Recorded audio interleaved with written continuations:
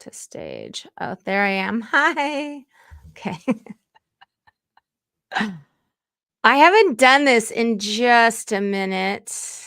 Let's see. How do I add this other thing? I probably should have done this before I got on here, but last time I got on here, my mic didn't work. Can someone make a comment? Am I mic'd up? Can you hear all my swear words? Just kidding. Okay, let's see. Slides. Google Slides. Allow. Okay, this is new.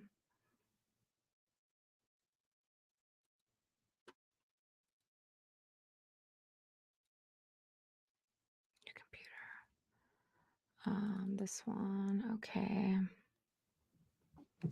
You can hear it. Okay.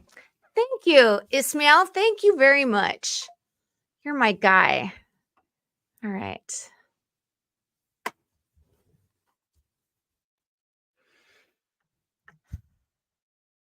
Okay, I think I'm ready to go now. Hi. My name is Teresa Timms.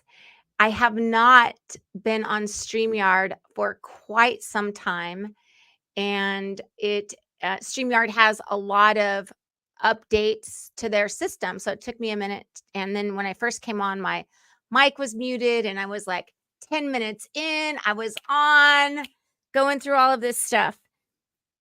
Today, I want to discuss with my viewers many things. First and foremost, the time that many home buyers, especially ones that bought last year, have been waiting for is upon us or nearly upon us. And so I wanted to give you some insight into the refinance opportunities for those of you out there. I also wanted to discuss cash out versus Heloc, especially large cash outs, using Helocs as an investment vehicle for cash flow, and lastly, ADU pitfalls. So we're going to discuss all of those things today. If I see some questions, I'll try to answer, but mostly this video is being live streamed for me to get practice because I haven't done it in a long time. And then StreamYard does this really cool thing where you can repurpose the video easily to share on social media, like small clips. So we are going to get started first with the segment on the interest rates. Let me just share this really fast. FHA and VA have come down to the 5s, conventional jumbo in the 6s. Rates have really come down from their highs in November, early December. In some cases, as much as 3%. And I know the feds haven't cut the rates yet, but the market reacts to rates based on many, many factors. And basically, it's the feds saying that they're going to cut next year and saying that it could be as possibly as early as March. Well, last week they came out and said or insinuated that it was going to be not in March, that it was probably going to be, later in the year. When you're a mortgage advisor and you're trying to advise people on what is the best thing for them to do, you always have your eyes open and your ears on the ground, listening to all of the things happening so that you can best advise your clients. Nobody has a crystal ball. Nobody knows what exactly is going to happen. I mean, we do know that the rates are going to go lower, but we don't know when, and we don't know how much. So many of you sitting on the sidelines that are waiting to refinance next year, if you are over like 6.3 or 6.5, you should really take a look at what a refinance means to you right now. Many of you have buy downs too. And so if you have a buy down that's 5.5, but your note rate is 6.5, and you could get 5.5 right now, well, possibly you should look into that. But the only way that you're going to know what you should do is you need a thorough analysis. If you walk into your bank or credit union, a lot of these online lenders, you're just another number. They're going to give you, oh, I want to go to McDonald's. I want a cheeseburger. Well, McDonald's gives you a cheeseburger. But what you want is you want somebody to ask you, can I gently lay some mayonnaise on that for you? Would you like some extra pickles? Perhaps you want a toasted bun. So when you call me, the TDR Mortgage, who I've been doing loans since 1998, I'm going to do a cost benefit analysis. I'm going to know and have a good idea of what rates are going to be doing in the future. Is it beneficial for you to refinance right now? I have lots of clients that it is. I've reached out to my database and am reaching out to my database with this news that the rates are possibly not going to go down as early as March. Well, you should probably take your win now and assess the refinance opportunities later in the year. If you can save money right now and it's at a low cost, you should look at your refinance opportunities right now. That is one of the things that, a lot of people, newer people that just haven't been around for a very long time, they don't have a handle on locking. There's an art to locking. There's an art to playing the market. Who all are you listening to? Um, I also think like gut has a lot to do with it too. I have locked off of, hey, I think it's a good time to lock with sometimes no rhyme or reason. And even when they anticipate the rates, okay, this Thursday, there's some news that's going to come out. And I felt like today would be a pretty darn good day to lock. However, the news that comes out on Thursday, we could see rates go down just a little bit more. But we could also see them go back up and trend back up into March. Like it is such a crapshoot on what exactly is going to happen. But if you can take your winnings now, it's my recommendation that you do that. Cash out versus Heloc. Cash out versus Heloc. I think it's all pretty logical to assume if you have a 2% rate and you owe 500,000 and you just want to get 50,000 out, you're not going to refinance that 2% rate, right? You're not. But if you have like, let's say a 3%, a 3.5% rate, and you're getting out $200 or $300, you may want to look at what a blended rate looks like. A lot of times the rate, well, now that the rates are in the 5s and 6s, it's possible that a blended rate will be a better option for you than just doing a pure HELOC. But you don't want to just leave it to chance and assume. You want someone that can hop in there, and do that cost benefit analysis for you and shop your home equity loan. Right now, I'm going to get to that later.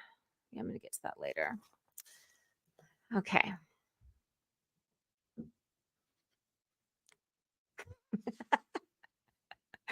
Okay. Okay. So I think I just discussed cash out versus HELOC. And I feel like this is something that is so exciting. I love it so much. And a lot of people are doing it, and I love it. HELOC, using a HELOC for an investment property purchase, or doing an accessory dwelling unit on your property. So we all know, if you buy an investment property, I'm in Southern California, you buy an investment property in Southern California, to get it to cash flow, you probably need to put 25 or 30% down. That's a big chunk of money, $500,000. That's a lot of money that you have to come up with just so that you can buy a property and kind of just barely break even. For a lot of people, they just don't have that kind of cash or can't get that kind of cash. So when you're looking at how can I get into the investment game, look at taking out a HELOC and seeing if that's something that makes sense.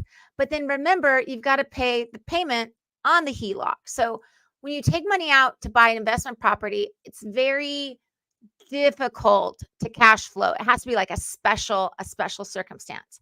But what if you took that 200,000 out? I think I have it broken down right here. How do I add this to the thingamajig? Oh, I go right here. Oh, go right here. And then let me go to slide. Okay, take a look at. Okay, take a look at. Why is it not giving it to me? Hold on. Okay, we're adding it there. Okay, there I am. Now, what if you did a 2-bedroom, 1-bath ADU? And the payment on that, so this is just an example. It depends on your credit, your equity, yada, yada. But if you did $190,000 HELOC, a 30-year, 10-year, interest only, 20-year, fully amortized loan, and the sample rate is 9.25. And the way that works is it's interest only from year 1 through year 10.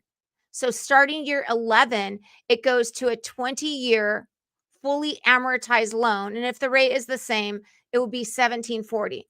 So let's just assume that the rate is around here, the first 10 years plus or minus. And you could, oh, darn it, I didn't make those notes big enough. I'm just going to go off my memory. Okay. So the payment is $1,464, but you just built a 2-bedroom, 1-bath. Maybe you built it in Rancho Cucamonga, and you can rent that thing out if it's all nice and cute and has its own little yard. Depending on your property, depending on how you can set up this 2-bedroom, 1-bath ADU will determine what the rents are. So I was looking at a property of mine recently, and mine could have easily been $2,500.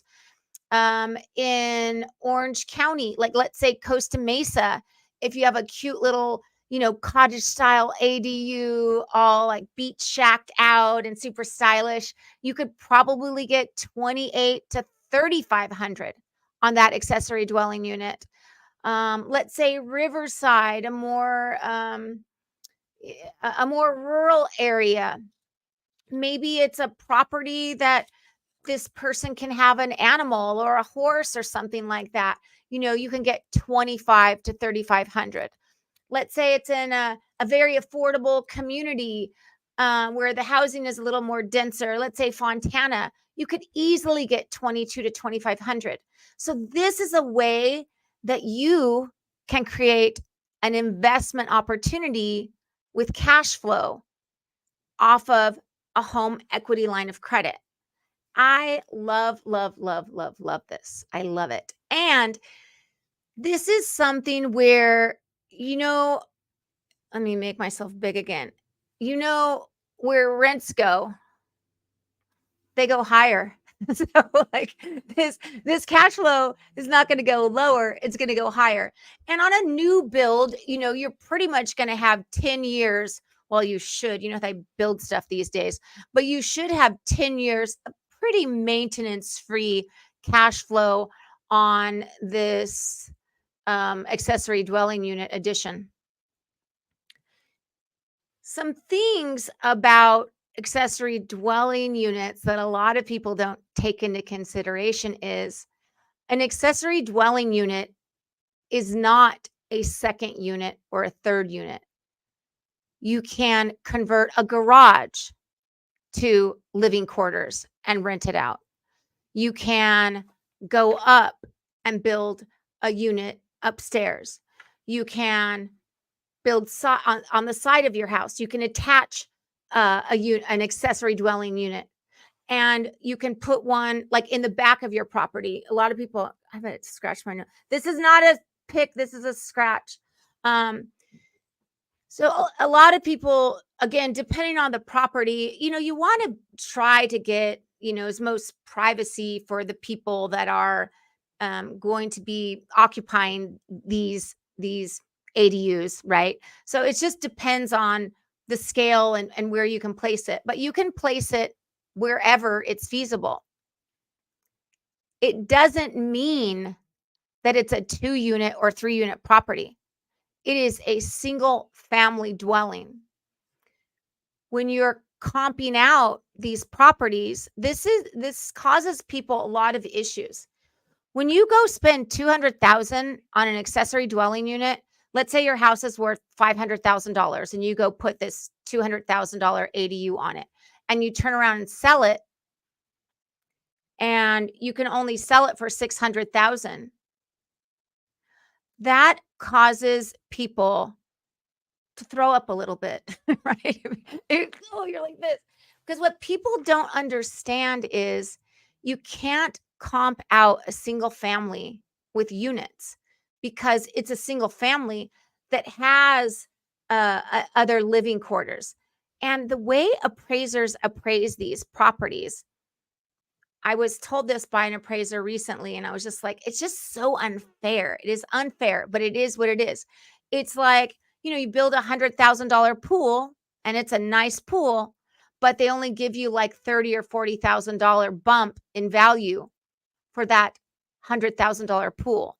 So when people are building these accessory dwelling units and you're thinking of resale, you have to be very, very careful when you're doing that, and seek out the advice of possibly even an appraiser to give you advice on how much value that's going to add.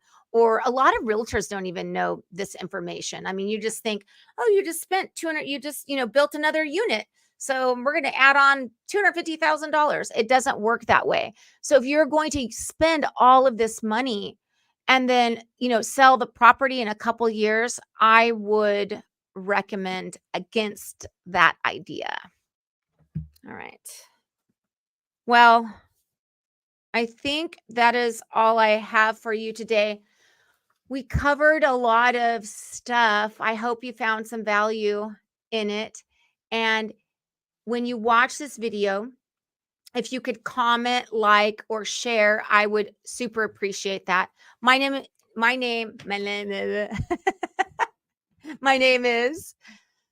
name is Teresa Timms. I'm president of TDR Mortgage. I've been originating home loans since 1998. I'm what's considered a realtor's lender and support the activities of realtors helping people buy homes. I also have expertise in home equity loans, refinancing, investor purchases, investor refinances, people with very, very complicated situations. I'm happy to help. Call today or text to 909-920-3500. I would love to hear from you. Okay. Going to end the live stream. Oh my gosh, there's all the questions. I will have to comment back on these people later. Thank you, everybody. Bye.